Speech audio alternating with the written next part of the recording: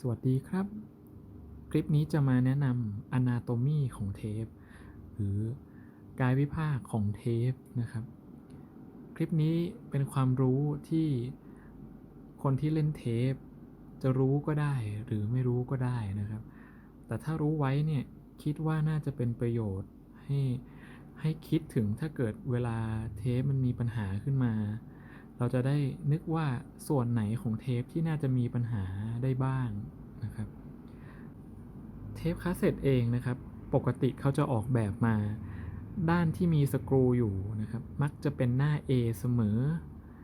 เพราะฉะนั้นถ้าไม่แน่ใจว่าหน้านี้คือหน้าไหนนะครับให้ลองมองหาด้านที่มีสกรูอยู่ด้านนั้นจะเป็นหน้า A นะครับเทปนะครับจะถูกหุ้มด้วยพลาสติกแบบนี้นะครับทีนี้ลองสังเกตด้านบนนะครับ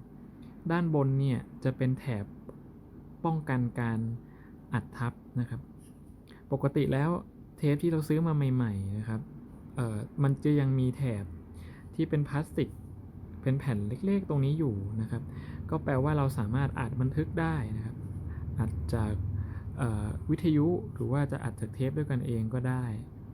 แต่ถ้าเราไม่ต้องการให้เทปเราโดนอัดทับนะครับเราก็แค่หักแผ่นอันนี้ลงไปนะครับมันก็จะเป็นช่องพลาสติกขึ้นมาเพียงเท่านี้เราก็จะอัดบันทึกไม่ได้แล้วนะครับ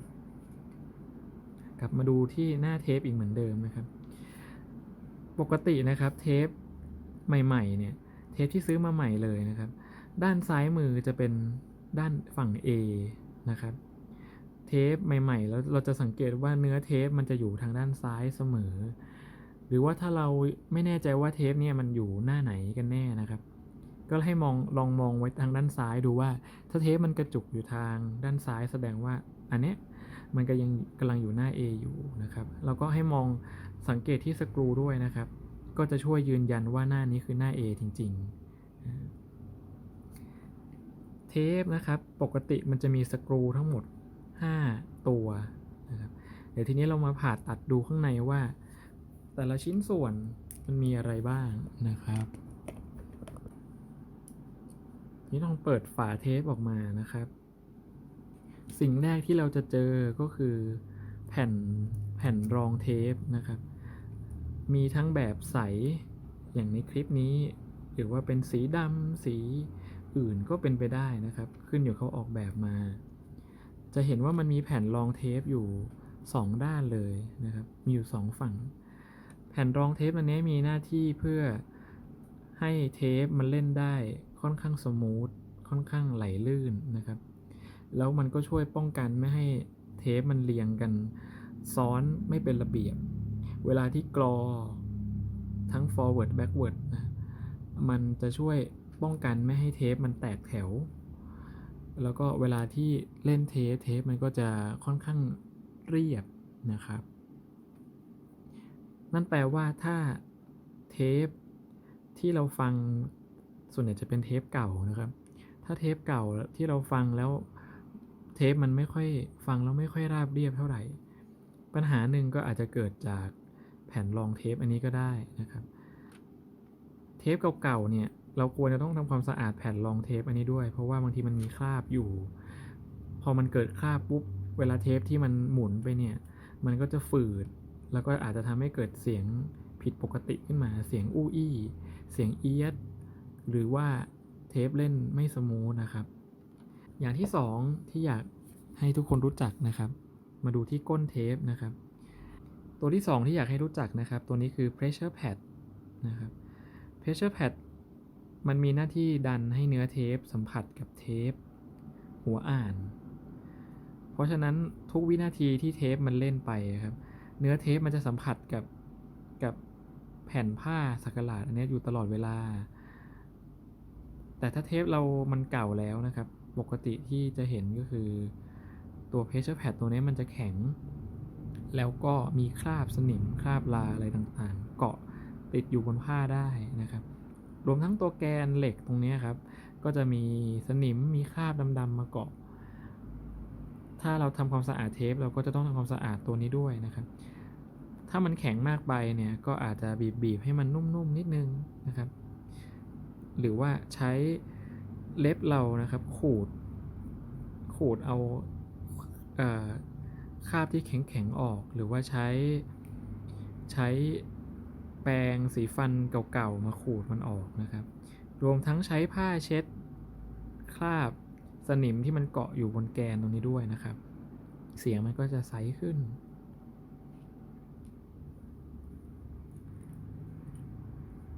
ชิ้นที่3นะครับพอ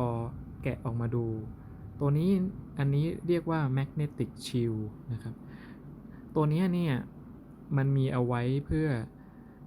ลดเสียงรบกวนเวลาที่เส้นเทปมันเล่นไปนะครับลดเสียงรบกวนได้แล้วก็ทำให้แถบแม่เหล็กของเนื้อเทปเนี่ยสัมผัสกับหัวอ่านเทปได้ดีขึ้นนะครับชิ้นที่4ที่อยากให้รู้จักนะครับนี่ก็คือจะเห็นว่ามันจะมีล้ออยู่ตรงนี้นะครับล้อ2ข้างนะครับมันมีชื่อเรียกว่าเทปไกด์นะครับไกด์ให้เทปมันหมุนไปทางเดียวนะครับปกติแล้วมันก็จะหมุนได้ดีไม่ฝืดนะครับตรงกลางมันจะมีแกนเหล็กอยู่ซึ่งมันสามารถถอดออกมาได้นะครับแต่เราไม่มีความจำเป็นต้องถอดมันออกมาถ้าเทปเก่าๆแล้วนะครับก็ต้องคิดถึงมันด้วยตัวนี้นะครับเทปไกด์ถ้ามันเก่ามากๆแล้วเนี่ยมันจะมีคราบเกิดขึ้นตัวบนแผ่นเทปนะครับอาจจะต้องถอดมันออกมาเพื่อทำความสะอาดเช็ดดูว่ามันมีคราบไหมมันฝืดไหมนะครับหรือว่าบางทีมันเกิดเสียงเอียดขึ้นมาในเนื้อเทปพวกนี้ครับก็อาจจะเกิดจากตัวล้อในนี้ก็ได้ที่มันฝืดแล้วมันดันให้เทปฝั่งหนึ่งตัวเทปไกด์ฝั่งหนึ่งมันอาจจะหมุนแต่อีกฝั่งไม่หมุนอันนี้ก็ทำให้มันเกิดเสียงเอียดขึ้นมาได้เหมือนกันนะครับอย่างสุดท้ายในเทปนะครับนั่นก็คือเทปรีลนะครับซึ่งเทปรีลนะครับมันก็จะอยู่บนแกนเทปอีกทีหนึ่งซึ่งแกนเทปนะครับ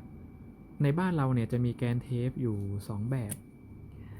แรกก็จะเป็นแบบที่เจอบ่อยที่สุดนะครับ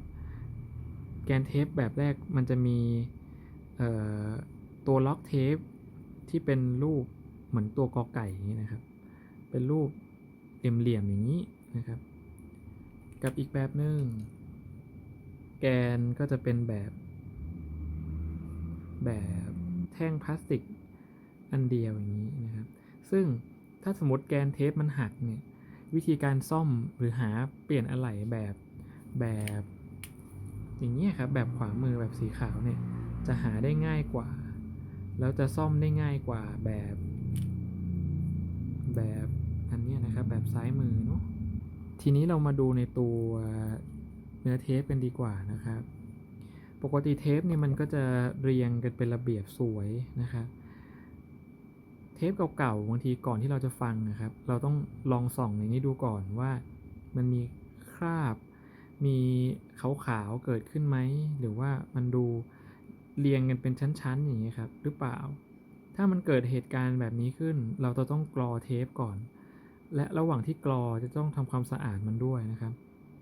ปกติแล้วเทปถ้าเราไม่ได้ใช้นานๆเนี่ยแน่นอนว่ามันจะเกิดความชื้นอยู่แล้วต่อให้เราเก็บไว้ในตลับเทปก็ตามนะครับความชื้นมันก็จะเข้าไปได้มันก็จะสร้างเป็นที่อยู่ของรานะครับ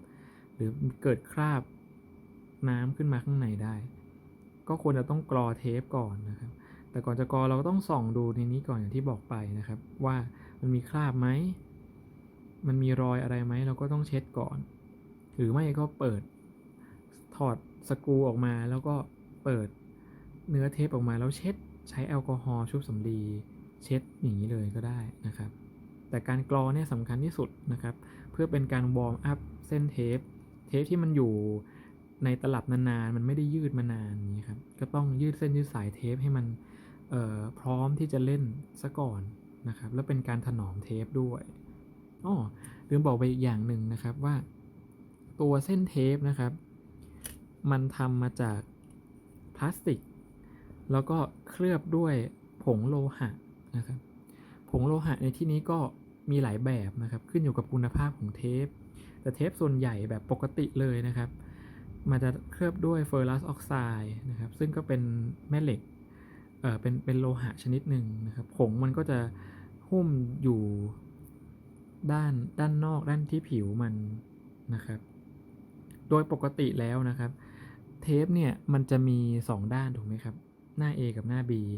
มันจะแบ่งกันครึ่งบนก็จะเป็นหน้า A ครึ่งล่างก็จะเป็นหน้า B นะครับจะแบ่งกันครึ่งแบบนี้นะครับแล้วก็เทปถ้ามันคุณภาพที่ดีกว่านี้ก็จะมีเทปพวกโครเมียมออกไซด์หรือว่า